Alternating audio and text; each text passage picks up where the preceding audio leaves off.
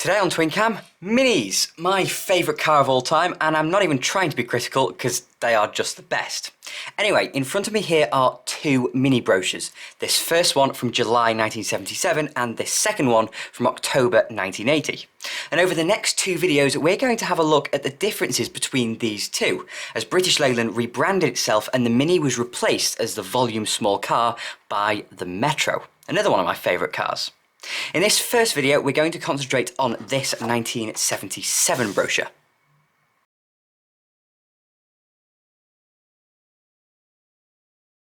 As you can see, there is no car on this cover, but what we do see is a really badly contrasting tagline in black with the blue background reading, "Welcome to the best Mini yet." In this era, the Mini was facing massive competition from new arrivals such as the Renault 5 and Ford Fiesta, and BL kept the Mini relatively fresh with some new trim and features, documented in a dealer film by none other than the late great Raymond Baxter. Above it, there is the bonnet emblem carried by round-nosed Minis of this era, a simple BL plug hole of doom within the shield that, as with the Maxi, was originally meant to resemble Herbert Austin's coat of arms before the roundel was placed within. As ever, we start at the bottom of the range with the Mini 850 and 1000 with their 848cc and 998cc A-series engines. These are the two round-nosed Minis, those being the ones that retained their original front end. But as it's 1977, they've had a bit of a makeover. First of all, the colours. The 850 is in Java, a new colour for the Mark IV Mini, but I'm not sure on the 1000. It looks a bit washed out for Sandglow, but I think that's the only colour of this type they were marketing at this point. Certainly Harvest Gold is too dark for this shot, as is Sandglow to be honest, and I think it had been discontinued by this point, so if you know what this colour Mini is, then please do let me know. They both now have black grills rather than full chrome, and the 1000 has a coach line down the side. There's no passenger mirror, but I'm sure the coach line makes up for it. Over here we have the interiors. Both properly Spartan and dark, and you can see just how basic the 850 was with its single gauge in the middle. At least the 1000 had coolant temperature and oil pressure gauges. The Mark IV Minis also got new steering wheels. More bland than the old one, but also a little more modern. As with a few BL cars of this era, they were losing badges here, there and everywhere, and I still find it weird that these didn't have badges on the steering wheels. But do notice we still have the indicators the correct way round for right-hand drive. Someone in an Allegro video commented about the fitted carpet statement. The truth is that a lot of cheaper cars didn't have fitted carpets, just a carpet or even rubber mats just laid on top of the floor pan, like in the 850 and 1000 here. If we flick over this little flap here, it gets really 70s with the mad stripy seats you could get. The first Mini you could get these in was the stripy special edition from 1976. I don't know why stripy seats were worthy of a special edition, but I suppose that's BL for you. Look what's happened to the Mini, always famous for its real economy, outstanding handling and solid reliability. The Mini now has a host of technical refinements and appointments to bring that big car style to small car sense. The Mini 850 and 1000 models have kept their classic Mini shape, but look a little closer. Smart matte black grille, a bright range of colours, and inside an improved steering wheel, contoured seats front and rear, sun visors with vanity mirror for the front passenger and ticket pocket for the driver, a contoured handbrake grip, refinements right down to the big car style control pedals.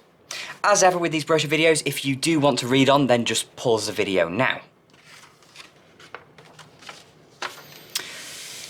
The Mini Clubman Saloon, complete with casual sexism in the gender roles here. The successful working husband with his Rover 3500 and the wife with the more easily manageable Mini Clubman. Thank goodness we don't live in the 70s. Anyway, the Clubman got a facelift too. Despite the Roy Haynes front end design being 10 years newer than the original round nose, there's a new grille incorporating the Leyland roundel and looking less busy than the original. As with the 1000, there is a coach line down the side and some new plastic wheel trims. This design would be carried on into the 80s, as we'll see in the next brochure. I'm not sure what colour this is, but it's blooming gorgeous. I absolutely love it.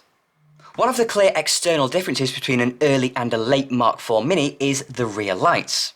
Highlighted here is the fact that all Minis now have reverse lamps. The Clubman gains a leather-bound steering wheel and of course the more modern dials that are in front of the driver, as the Clubman always did.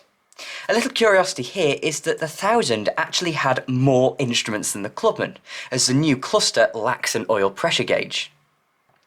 Again, this interior is very dark, but see the proper fitted carpets this time.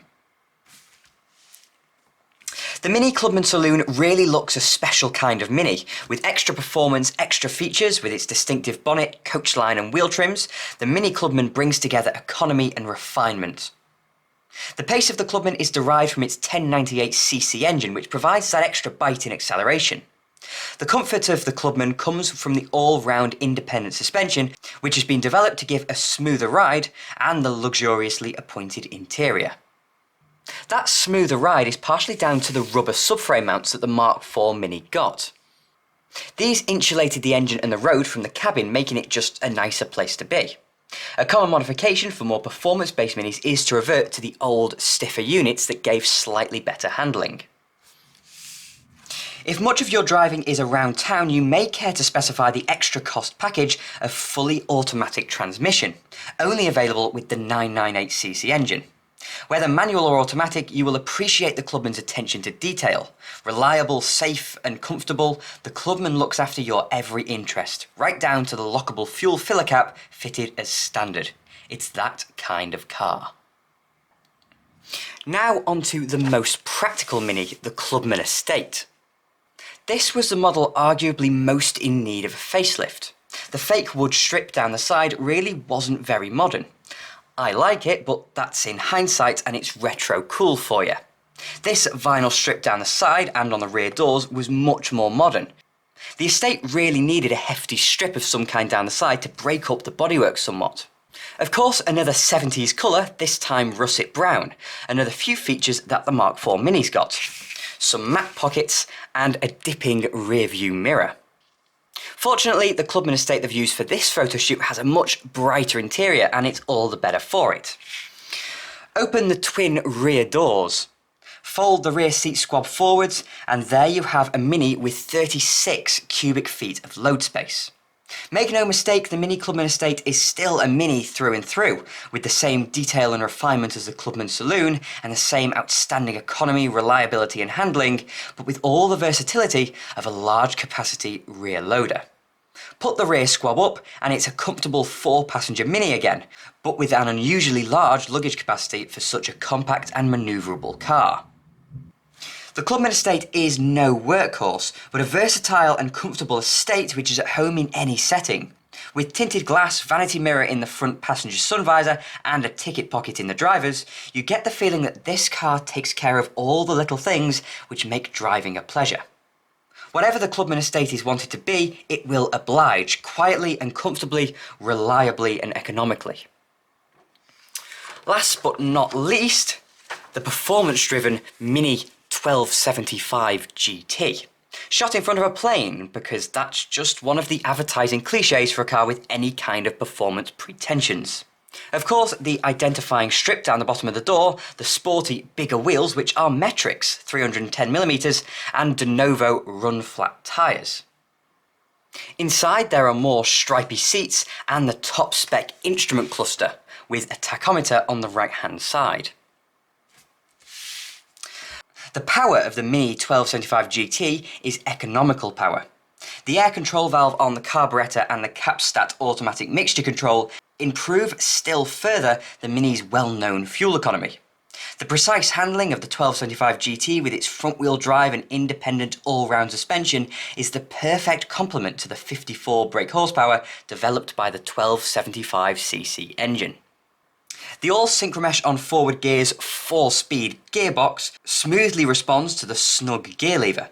The 3-binnacle instrument panel includes a tachometer and the steering wheel rim is leather-bound for added comfort and style. The richness of the great range of Mini appointments is complete in the 1275 GT. The fitted carpet includes the door sills. There are striped cropped nylon seat-wearing surfaces with rake-adjusting front seats. The fascia and parcel shelf are padded for extra protection and safety.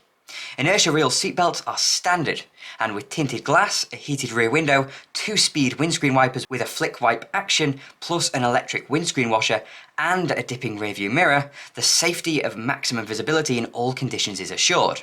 Safety with performance and comfort. That's the Mini 1275 GT.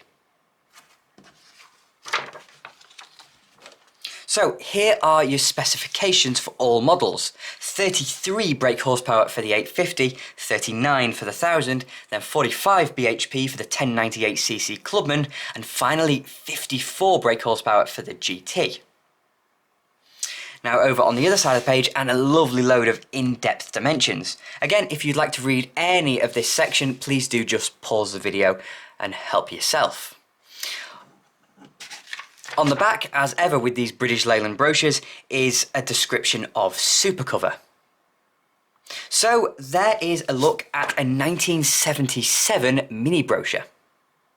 As I said, the Mini was still BL's mainstream small car at this point, as hopelessly outclassed as it technically was by 1977.